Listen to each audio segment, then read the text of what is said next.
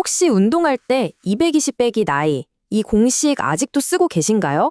헬스장에서라면 누구나 한 번쯤은 들어봤을 이 익숙한 공식이 사실은 여러분의 운동 효과를 제대로 갉아먹고 있을지도 모릅니다.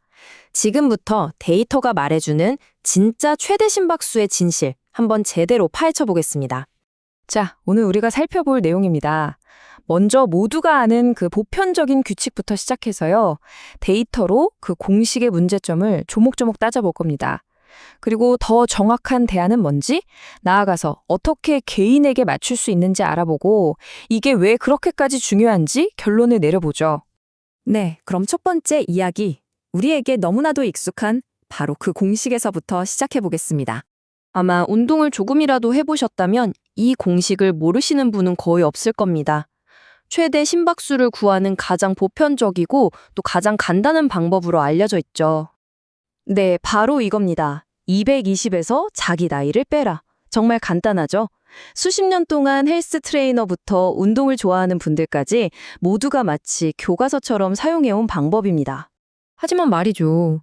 이렇게 간단하고 유명하다고 해서 과연 믿을만 할까요? 이제 이 공식을 데이터라는 법정에 세워서 그 정확성을 한번 제대로 심판해 보겠습니다. 자, 시작부터 아주 강력한 증언이 나왔습니다.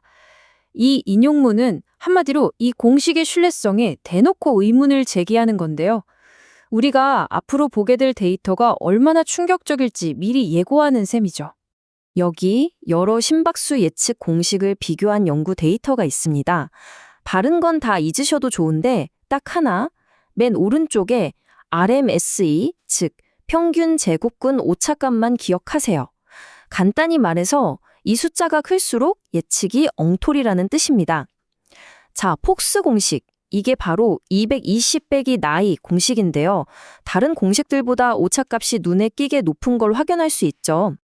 네, 바로 11.65 bpm. 이 숫자가 핵심입니다. 평균 오차가 분당 11.65회나 된다는 건데 이게 그냥 약간의 오차가 아니에요. 우리가 운동 강도 구간을 설정할 때 이 정도 오차는 완전히 다른 운동을 하게 만들 수 있는 정말 어마어마한 부정확성입니다. 그리고 여기 이 공식에 대한 사망 선고나 다름없는 결정적인 증거가 있습니다. 바로 P값입니다. 통계학에서 이 숫자가 0에 가까울수록 두 결과가 다른 게 절대 우연이 아니라는 뜻이거든요. 0.000003. 이건 220 마이너스 나이 공식의 예측값이 실제 심박수와 다른 건 그냥 다른 게 아니라 통계적으로 명백하게 틀렸다고 말할 수 있는 수준이라는 겁니다. 자, 지금까지 제시된 데이터들을 종합해보면 결론은 아주 명확해집니다. 우리가 수십 년간 철석같이 믿어왔던 이 간단한 공식은 숫자가 증명하듯이 더 이상 신뢰할 수 있는 예측 도구가 아니라는 거죠. 자, 그럼 이제 어떻게 해야 할까요? 낡은 공식을 버렸으면 당연히 대안이 있어야겠죠. 다행히도 과학자들이 데이터를 기반으로 더 나은, 물론 여전히 완벽하진 않지만요, 몇 가지 대안을 찾아냈습니다. 보시는 것처럼 더 현대적이고 실제 측정된 데이터를 기반으로 만들어진 공식들이 있습니다. 여기서 흥미로운 점은 뭐냐면요, 특정 인구 집단에 맞춰서 정확도를 높이려는 시도들이 있었다는 겁니다. 예를 들어 굴라티 공식은 여성에게만 특화되어 있죠. 한 가지 공식으로 모든 사람을 맞출 수 없다는 걸 인정한 셈입니다. 하지만 이것들도 결국엔 평균적인 예측일 뿐입니다. 진짜 제대로 된 훈련을 하려면 예측을 넘어서 각자의 몸에 딱 맞는 개인화의 영역으로 들어가야 합니다. 그 개인화의 핵심 개념이 바로 여유 심박수, 영어로는 HRR입니다. 이건 아주 간단해요. 나의 최대 심박수에서 아침에 일어났을 때의 안정시 심박수를 뺀 값입니다. 다시 말해 여러분의 심장이 운동을 위해 실제로 사용할 수 있는 실탄의 양이라고 생각하시면 쉽습니다. 훨씬 더 개인적인 지표죠.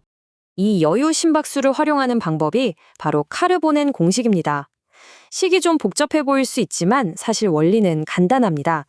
이 4단계를 차근차근 따라가기만 하면 누구나 자신의 몸에 맞는 목표 심박수를 아주 정확하게 계산해낼 수 있습니다. 자, 그래서 이게 그렇게 중요하냐고요? 그냥 숫자 노름 아니냐고요?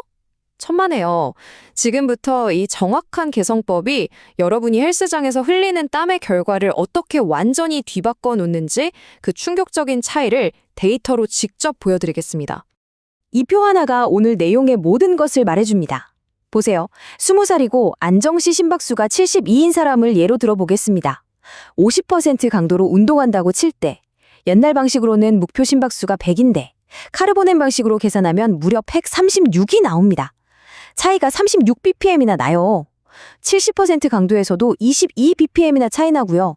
이건 그냥 다른 운동을 하고 있는 수준입니다. 왜 이렇게까지 차이가 나는 걸까요? 이유는 아주 간단합니다. 왼쪽의 최대 심박수 퍼센트 방식은 우리 심장이 0부터 시작한다고 가정하는 말도 안 되는 비현실적인 계산법입니다. 하지만 오른쪽의 카르보넴 방식은 여러분의 실제 출발선, 즉 안정시 심박수를 정확히 고려하기 때문에 훨씬 더 현실적이고 정확한 거죠. 바로 이 지점에서 아하 하는 순간이 찾아옵니다. 우리의 운동은 보통 이 5가지 구간으로 나뉘어서 목적에 맞게 진행되잖아요? 그런데 만약 계산이 20bpm이나 틀렸다면 어떻게 될까요?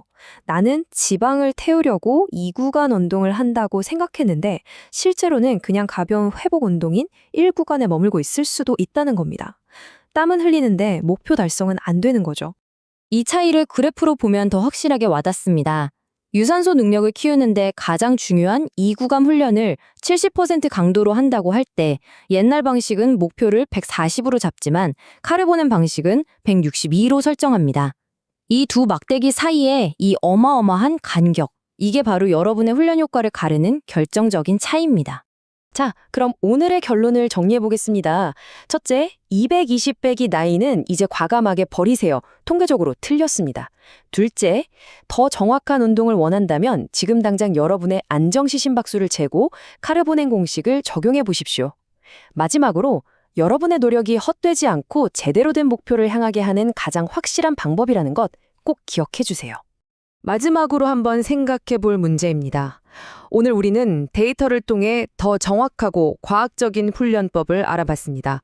하지만 이 모든 공식과 숫자를 넘어서 어쩌면 가장 중요한 건 내 몸이 보내는 소리에 귀를 기울이는 게 아닐까요? 데이터가 주는 객관적인 정보와 내 몸이 느끼는 주관적인 감각, 이 둘 사이에서 균형을 찾는 것. 아마 그게 최적의 훈련으로 가는 진짜 열쇠가 아닐까 싶습니다.